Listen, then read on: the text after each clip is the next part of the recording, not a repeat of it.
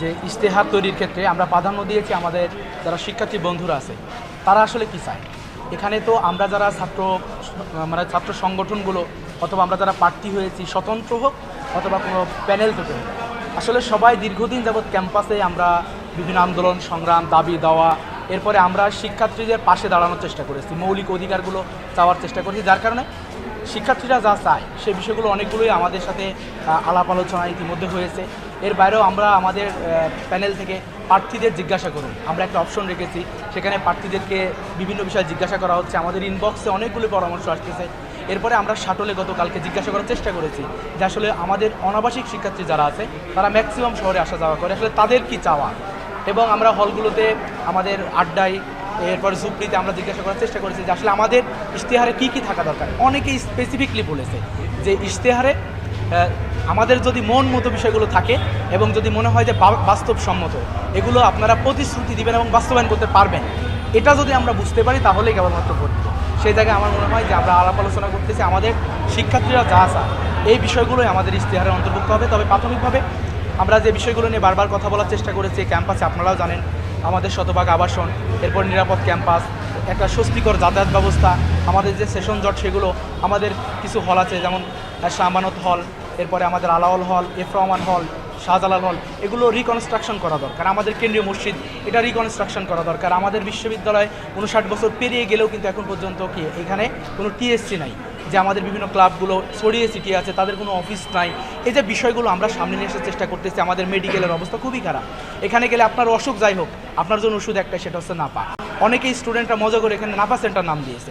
এই যে জায়গাগুলো এখানে আমাদের নিয়ে কাজ করা দরকার। আমাদের অ্যাম্বুলেন্স সংকুলন খুবই কম। এখানে আমরা দেখলাম কিছুদিন পূর্বে আমাদের যে অনাকাঙ্ক্ষিত ঘটনা, সেখানে আমাদের শিক্ষার্থী বন্ধুরা আহত হচ্ছে কিন্তু মোটর সাইকেলে করে সিএনজিতে করে আমরা মেডিকেলে নিয়ে যেতে হচ্ছে। আমাদের বিশ্ববিদ্যালয়ে মাত্র যে আমাদের বিশ্ববিদ্যালয়ে যে অ্যাম্বুলেন্স সুবিধা সেই সুবিধাও কিন্তু দিতে পারতেছে না। এরপর আমাদের এখন পর্যন্ত ফ্রি মেডিকেল ক্যাম্প করার জন্য যে আয়োজনগুলো দরকার, যেগুলোর মাধ্যমে আসলে শিক্ষার্থী বান্ধব কিছু কর্মসূচি থাকবে বিশ্ববিদ্যালয় প্রশাসনের পক্ষ থেকে, এগুলোও কিন্তু নাই। এরপর রিসেন্টলি দু একটা আত্মহত্যার ঘটনাও ঘটেছে। এই জায়গায় কিন্তু আপনি সাইকোলজিক্যাল যে কাউন্সিলিং প্রয়োজন, এই কাউন্সিলিংগুলোর ব্যবস্থাও নাই। আমার মনে হয় আমরা সবগুলো আমাদের ইশতেহারে নিয়ে আসবো। তবে প্রাথমিকভাবে আমাদের যে বক্তব্যগুলো রাখলাম এগুলো আমাদের প্রথম আমরা প্রায়োরিটি ইনশাআল্লাহ। আচরণবিধি নিয়ে লাস্ট তৃতীয় পর্বে যখন বসা হলো নির্বাচন কমিশনের এখানে, তখন অনেকগুলো পরামর্শ এসেছে। তো স্বাভাবিকভাবেই সেখানে প্রার্থীদের ফার্স্ট প্রায়োরিটি দেওয়া হয়েছে, এরপর যারা আগ্রহী শিক্ষার্থী তারা আসবে। কিন্তু আমরা লক্ষ্য করেছি যে অনেকগুলো বিষয় সংশোধিত হয়েছে।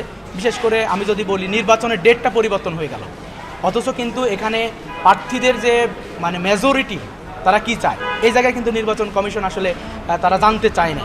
তো আমার মনে হয় যে নির্বাচন কমিশন এই কমিশনকে সুষ্ঠু নিরপেক্ষ করে গড়ে তোলার জন্য প্রার্থীদের প্রায়োরিটি দিতে হবে, প্রয়োজনে বারবার বসতে হবে প্রার্থীরা কি চায় এবং নির্বাচন কমিশনে কারা অন্তর্ভুক্ত হচ্ছে, কারা নির্বাচন পরিচালনা করবে আমরা সেটা জানা দরকার। ঠিক তেমনিভাবে আমরা কাদেরকে পোলিং এজেন্ট হিসেবে দিব এবং এই প্রক্রিয়াটা কি হবে এটা যেন বারবার নির্বাচন কমিশন বসে, এই ব্যাপারে আমার উদারত আহ্বান থাকবে। বিশ্ববিদ্যালয়ে 28,000 স্টুডেন্ট, এর মধ্যে 6,400 জন যারা হলে থাকতে পারেন ব্যবস্থা আছে। এর বাইরে 22,000 প্রায় স্টুডেন্ট যারা হলে থাকতে পারে না, সম্পূর্ণ অনাবাসিক। এরপরে যদি আমরা বলি বিশ্ববিদ্যালয়ের আশেপাশে যে এরিয়াগুলো আছে, গ্রামগুলো আছে, উপশহর আছে, সেখানে হয়তো সব মিলিয়ে ক্যাম্পাসের বাইরে মিলিয়ে 15,000 স্টুডেন্ট থাকে। ঠিক বাকি কিন্তু 11-12,000 স্টুডেন্ট তারা শহরে থাকতেছে। তো এখানে আমি মনে করি যে ভোটের ক্ষেত্রে যাদের কমিটমেন্ট যে আমরা নিরাপদ যাতায়াত ব্যবস্থা, নিরাপদ আবাসন এবং এই আবাসন ব্যবস্থাকে বাস্তবায়ন করব, আমার মনে হয় শিক্ষার্থী বন্ধুরা অতীতের কর্মকাণ্ড এবং আগামীতে তাদের প্রতিশ্রুতি দেখেই আসলে তাদেরকে ভোট দেবে। যেমন আমি বারবার বলার চেষ্টা করেছি, জুলাই বিপ্লব পরবর্তী সময়ে আমাদের 2 জন ভাই শহীদ হয়েছেন, ফরহাদ এবং তরুয়া। আমরা এই 1.5 বছরে এই বিশ্ববিদ্যালয় প্রশাসন আমি মনে করি 22,000 স্টুডেন্টের যদি তারা আবাসন ব্যবস্থা করতে নাও পারে, অন্তত তারা 5টি হল 10টি হল তারা যদি কার্যক্রম শুরু করতে পারত, তাহলে আমরা একটু আশার আলো দেখতে পেতাম। এখন পর্যন্ত কিন্তু সেটা হয়নি। আমি মনে করি শিক্ষার্থী আমাদের ভাই বোনেরা তারা আসা যাওয়ার ক্ষেত্রে যে সমস্যাগুলো তৈরি হবে নির্বাচনের ক্ষেত্রে, আমার মনে হয় যে তারা যদি প্রশাসন সঠিক ব্যবস্থাপনা নিয়ে আসতে পারে, তাদের জন্য 100-200 বাসের ব্যবস্থা করা শহরে, এরপরে সেখান থেকে শাটলের যে বৃদ্ধি করা, শিডিউলটা বৃদ্ধি করা, এটা যদি করতে পারে তাহলে স্বস্তির সাথে তারা কিন্তু আসবে। আর যদি এটা না পারে তাহলে কিন্তু শিক্ষার্থী ভাই বোনেরা আসা অনেক কষ্ট হয়ে যাবে। এবং ছুটির বিষয়টা আমরা যেটা বলতে চাই যে আমাদের সাথে যে আলাপ হয়েছিল সেটা হচ্ছে বিশ্ববিদ্যালয় খোলার পরে কিন্তু পরীক্ষা ছিল, যে পরীক্ষা হবে 4 তারিখে বা 5 তারিখে ইউনিভার্সিটি খুলবে, এরপরে পরীক্ষা শুরু হবে, দু একটা হয়তো পরীক্ষা হবে, হওয়ার পরে আবার কি হবে, আবার হয়তো নির্বাচনের জন্য একটা ছুটি হবে। কিন্তু আমরা এখন লক্ষ্য করলাম যে বেশিরভাগ ডিপার্টমেন্ট নির্বাচন পর্যন্ত কিন্তু তাদের আর কোনো পরীক্ষা নেই। যার কারণে আপনি যেটা বললেন যে অনেকেই হয়তো বরিশাল বাড়ি, সে আসবে কিনা। তো আমার মনে হয় যে ইউনিভার্সিটি স্টুডেন্ট হিসেবে তারা সচেতন মানুষ এবং অনেকেই কমিটেড যে আমরা আমাদের যোগ্য প্রতিনিধিত্ব এখানে দাঁড় করাতে চাই। আমার মনে হয় আমাদের ভাই বোনেরা ইনশাল্লাহ যথাসময়ে এসে ভোটে অংশগ্রহণ করবে, কারণ এই ভোটটা আমাদের শুধু ভোট না, এখন একটা ঈদের আমেজ তৈরি হয়েছে।